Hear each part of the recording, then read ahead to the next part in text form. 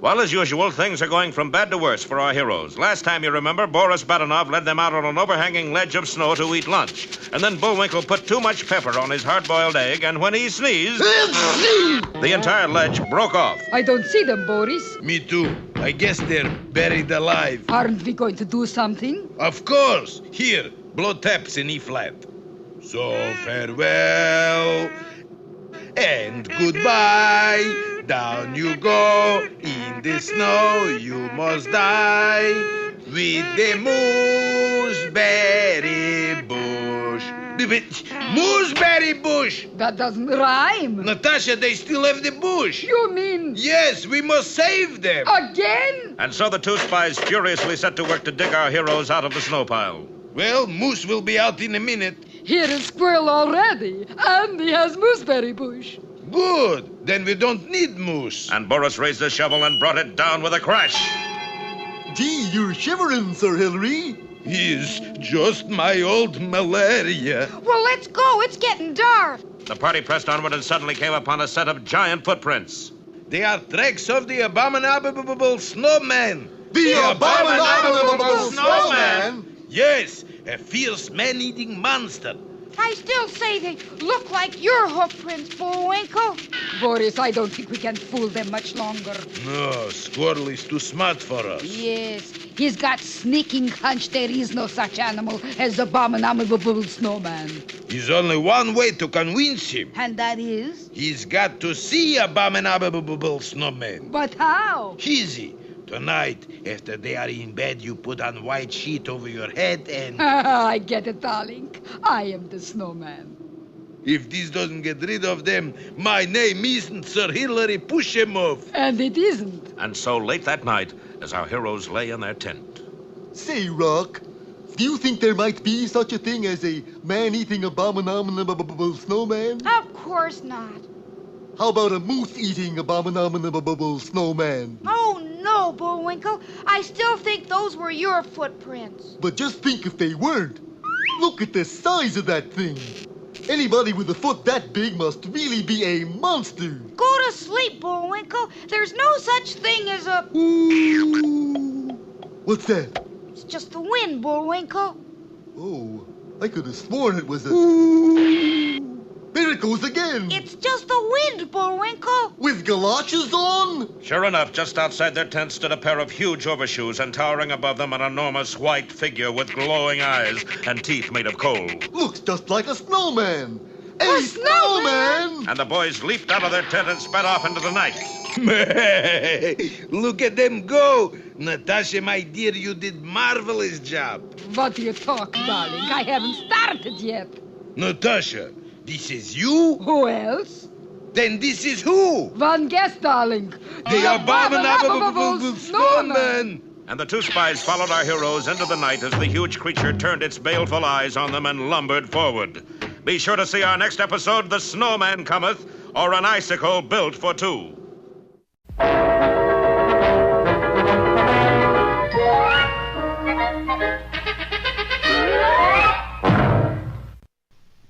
And now it's time for 5 or 6 baritone solos in the key of E. But... Ooh. Now for another of our special features. Should have tried E flat.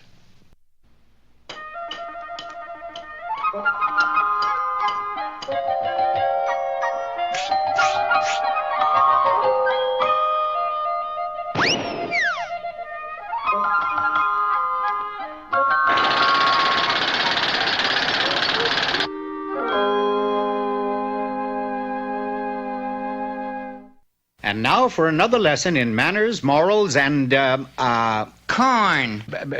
Now, Junior, that's the wrong attitude.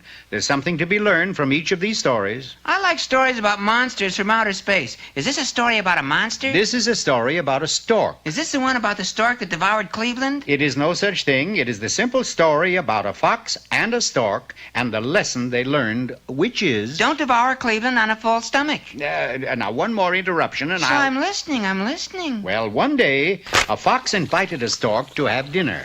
Have you ever had a stork for dinner? That is, invite a stork to have dinner with you? We foxes, you know, have the reputation of being cunning, crafty, sly, and, foxy. Actually, what I really am is a soft, little furry beast who wants nothing more than to be a respected member of the community. PTA, Little League Baseball, that sort of thing. And I'm starting out by inviting that pillar of community living, Mr. Stork. This must be the place. That's right. Because it has a crafty look. Now, just a minute there. A cunning, crafty, foxy look about it. You must be Mr. Fox. Oh, that's a fine way to talk. Here I go to all the trouble to fix dinner. All right, where do you hide them? Hide them? The bodies, the chicken bodies. Oh, for goodness sake. We storks can't be too careful who we let in the community. Aha! Chicken pot pie. Chicken pot pie? That's not chicken. I'm on to you, Mr. Fox, and your chicken picking ways. Good night. Now, how could he mistake split pea soup for chicken pot pie? He just had to be accepted into Mr. Stork's community. If I could just convince Mr. Stork that I'm not the sly, crafty, chicken-stealing type he thinks I am. Just as I thought.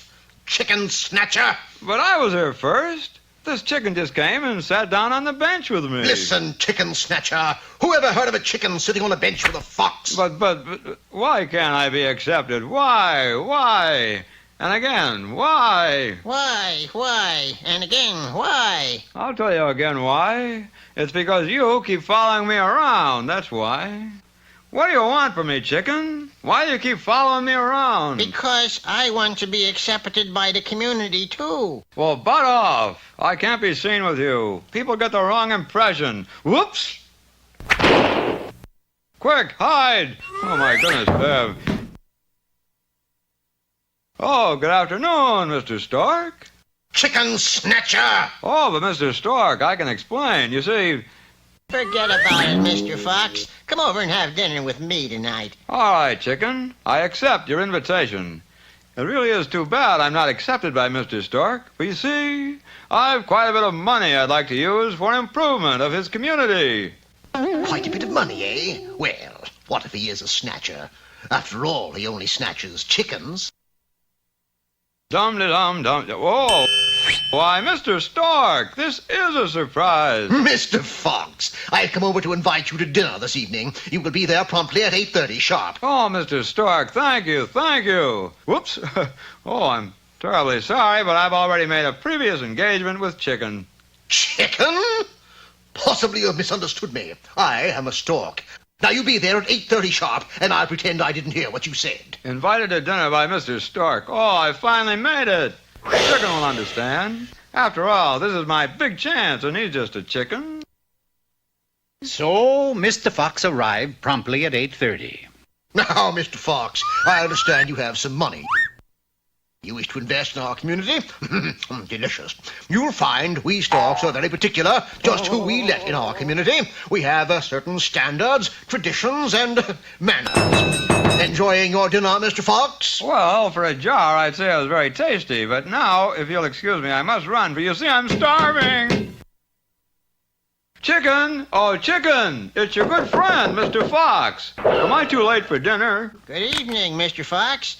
You know, somehow I had the feeling that you had stood me up to have dinner with Mr. Stork. Oh, that'd be a foxy thing to do. So, Mr. Fox had a wonderful dinner at Chicken's house, and afterwards he became a respected member of the community, the chicken community. And Mr. Fox used most of his money for improvements of the chicken community, Little League Baseball, community centers, that sort of thing. For after his dinner with Mr. Stork, he had learned one thing, which is the moral of this story. Do you know what that is, Junior?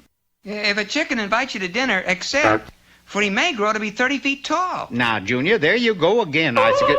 Whoops.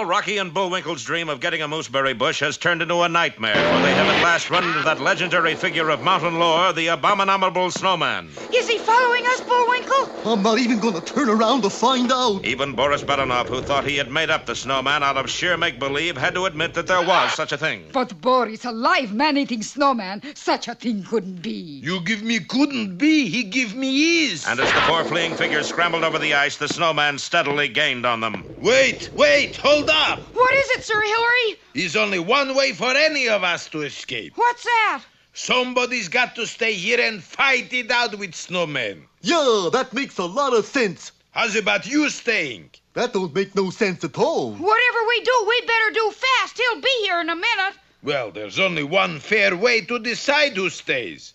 We draw straws. Boris, not that. Long straw gets to be big hero, okay? Well, I suppose that's fair enough. But where are we gonna get straws? Just so happens I got some right here. Yeah, funny how that works out. Everybody take one. Princess Bubbles, Squirrel, me, and now Moose. Boy, it sure is a long one. Yeah, that's the first straw I ever seen I could pole vault with. You won! Congratulations, old fellow! Yeah, I'm just lucky, I guess. Now, if you'll excuse us. Well, I suppose it's up to me, Rocky. Rocky? Yoo-hoo, Rocky! Gee, he's gone. Yes, Bullwinkle stood alone as the snowman came nearer and nearer. I feel just like what's-his-name at the bridge. When the snowman was within range, Bullwinkle jabbed at him with his makeshift weapon. Unfortunately, the telescoping straw did just that. What do you know? I got a short straw after all. Okay, cold and ugly, pull him up. Just then, the moose heard a welcome voice from above him. Bullwinkle, stand aside. Yes, high on a nearby cliff was Rocky the Flying Squirrel. Of course, our hero would never desert a friend in need. Out of the way, Bullwinkle. Here I come. And from his high perch, Rocky launched himself like a guided missile directly at the huge form of the abominable snowman. And then the impact was tremendous. So severe was the shock that in Japan, seismograph needles jumped right off the paper. In Honolulu, there was a snowstorm. And in Waxahachie, Texas, for the first time in 17 years, it rained. Back in Pottsylvania, Rocky pulled himself out of the snowbank and dashed to his pal. Bullwinkle, speak to me. Speak to me. Certainly. What would you like to hear? Oh, thank goodness you're okay. Oh, I'm fine, but he's having a little trouble. Sure enough, the abominable snowman was behaving very oddly. What do you suppose he's saying? I don't know, but he's saying it in two voices. What you say to us, snowman? I said, get me out of here. Bullwinkle, I recognize that voice. You're sure it's not just his stomach growling? Get me out of here. Bullwinkle, that voice belongs to Gidney, the Moon Man. Great gobs of goo, Rocky. The Moon Man has been ate by the snowman. Well, could Bullwinkle be right for the first time? And if so, what in the world can be done to go get Gidney? Be sure to see our next episode, The Moon Man is Blue, or The Inside Story. And now for a word to the not-so-wise, here's Mr. Know-It-All. Hello, knowledge seekers. Today's subject is how to train your doggy for fun and profit. To train a doggy, you need two things. A trainer, that's me, and a doggy. A small doggy. That's better. The first thing to do is to make friends with the doggy. Take his little paw in yours and shake hands just like he was...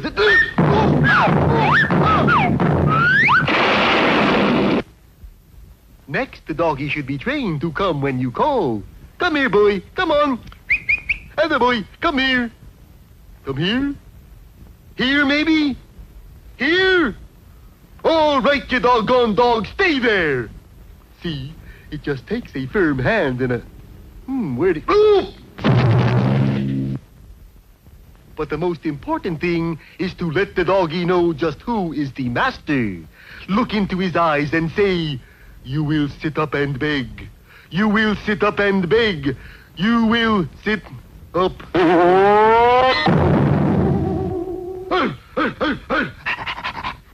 Gee, are you all right, Bullwinkle? Sure, Rocky. Okay, then. Thank you, Mr. Know-It-All. You're certainly welcome. And now it's time... Time for that jolly juggler, Bullwinkle. Oh, dear. 3 at once. 1, 2, And now here's a feature you're sure to like. 3.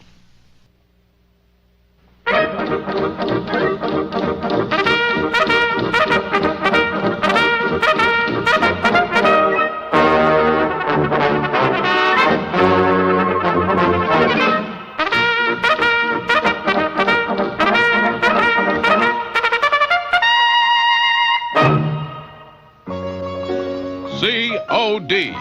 To most people, that means cash on delivery. But to the Canadian Mounted Police, it means Clyde's on duty. And today is the day of days when Clyde, after 83 years of faithful service, is to be given an honorable discharge. Mounty Clyde, it is men like you that have made this service what it is. Who's got the watch? Oh, yes. The usual reward was a solid gold $3 watch. And the Mountie who held it for safekeeping was our hero, Dudley Do-Right, the man who did everything he was told, incorrectly. Here is the watch, sir. Do-Right, what is this? Clyde's watch. I cleaned it. In the wash tub? No, sir, the washing machine. The discharge ceremony was held up while Dudley rode into town to pick up another timepiece. Alas, the only clock shop was a hock shop, under the larcenous operation of that notorious ne'er-do-well, charlatan, rogue, viper. Keep going, I'm in there somewhere. Snidely Whiplash. So you wish to purchase a solid gold $3 watch, eh, Do-Right? Yes, sir, and to go. Whiplash promptly displayed an armful of watches, and Dudley selected the most glittering and the cheapest. 11 cents and it's yours. But Dudley was short on money and intelligence. I'll tell you what, you've touched my good-natured heart. I'll let you have the watch if you'll put up collateral. Unwittingly, and that's Dudley, he signed an innocent-looking document which simply turned the ownership of the post over to Whiplash. 1 week later... Pardon me, Inspector, but why are all we Mounties standing outside the post with our bags packed? Because at 5 o'clock, Snidely Whiplash is foreclosing the mortgage on the post. Sure enough, at 4:30, Whiplash arrived, or slithered, onto the scene. Begone, do-gooders, and never darken my door again. Whiplash, you devil. Flattery will get you nowhere, Inspector. Defeated, the Mounties pocketed their pride and their meager belongings and made to depart. That's when Nell, daughter of Inspector Fenwick and post mascot, put in an appearance at the gate. Wait for me, Daddy. Gad, she moves like a greyhound. I'll tell you what, Inspector, you let me marry Nell and you can have the post back. Never, you cur. Nell is mine. But, Dudley, I think I could get to like Mr. Whiplash. You don't know what you're saying, Nell. Yes, I do. Stay out of this, Do-Right. It's the only way we can get the post back. No, it isn't. Whiplash, how much cash must be raised by 5 in order to buy back the mortgage? $3 million and 45 cents. That 45 cents is going to be tough, but I shall do it. I doubt it, but if you do, bring it to me. Nell and I'll be waiting at the church. Dudley had no time to lose. All right, Mountie, you got yourself a deal. You and your horse jump off that tower into this bucket of water. I'll pay you $3 million. And 45 cents. Right. Dudley had a fear of heights, but luckily his horse was normal. Keep your eye on the tower and on that great daredevil, Deadly Do-Right. That's Dudley. All right, horse, remember, this is for Nell. Over they plunged out into space, falling. As I mentioned before, Dudley's horse had no fear of heights, but he did have poor eyesight. We're a hit, horse. We did it. Now to collect the money. That was no easy task, for the circus owner, intent upon watching the breathtaking descent, had wandered too near the lion's cage and... Oh, I hope he had Blue Cross. 5 o'clock, the hour when Nell would be lost to him forever. Oh, if only there was some way of foiling Whiplash. If only... Quick, horse, to the church! At exactly 5:15, the wedding ceremony ended. I have Nell, Inspector. Here is the deed of the post. I shall hate to call you son, Whiplash. Perhaps I can elongate it a bit and make it come out all right. Call me anything you like, as long as Nell is mine. Ah, but there you are mistaken, Whiplash. Do-Right, you missed the services. Tell me, sir, is the post ours once more? Till the end of time, my boy. Goody. And now, Whiplash, I have a surprise for you. Oh? What you have just married is not Nell. You've been out in the sun too long, Do-Right. Have I? I tricked you, you rascal. That's not Nell. That's my horse in a Nell suit. What? You married my horse. Prove it. I shall. Will the real Nell please come in here? All eyes gaped in astonishment as another Nell walked in. That is my horse. This is Nell. Say something, Nell.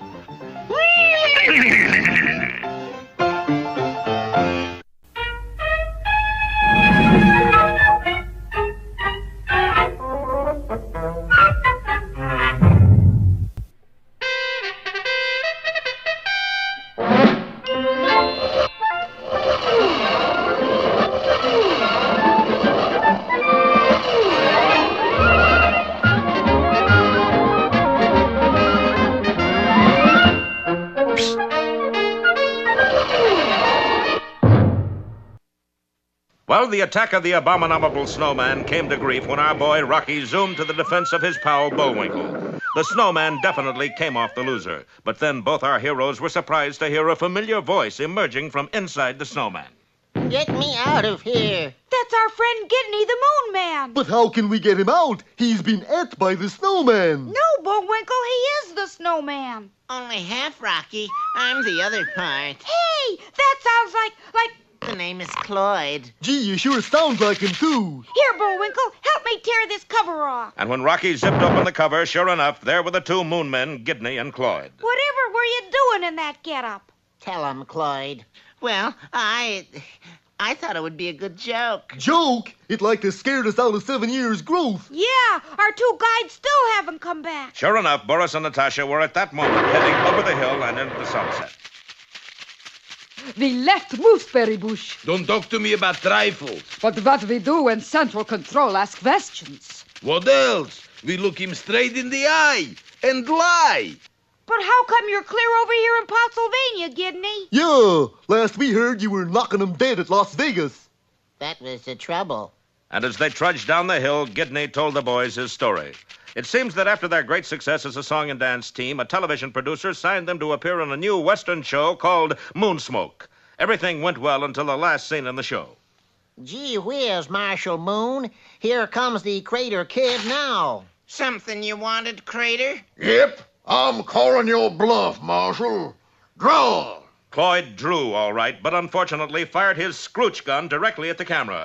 As a result, the entire television audience was frozen solid. All over the country, people were literally glued in front of the television sets. The Late Show had its biggest audience ever. Gee, then what happened? Our show was canceled. How come? With an audience that couldn't move away from their sets, they didn't need shows. You mean? Yep. Now they're showing nothing but commercials. I'm not so sure I want to go home, Rock. Oh, it's probably fixed by now, Bullwinkle. Besides, we gotta take back this mooseberry bush. Mooseberry bush? You found the last one in the world. We can make our rocket fuel. We can get back to the moon. Oh, you're just our favorite Earth people. Well, I really plan to give this bush to our government. Give it to your government. But that means we'll never get back to the moon. No, we'll never see the old home crater again. No more sitting in the porch in the evening, watching the Earth come up. Gee, fellas, I'm sorry. Oh, that's all right, Rocky. You have your duty to do. Golly, Bullwinkle, I just feel terrible about Gidney and Cloyd. Yeah, suppose we were on the moon and couldn't get back. Yeah. Bullwinkle, I'm gonna do it. Good. What? I'm gonna get the moon men back to the moon. And let down the entire whole United States government? Rocket J. Squirrel, I'm ashamed on you. And the indignant Bullwinkle turned on his heel and walked away. Well, will Rocky, our Rocky, really fail to carry out his mission? Don't miss our next episode, Fuels Rush In, or the Star-Spangled Boner.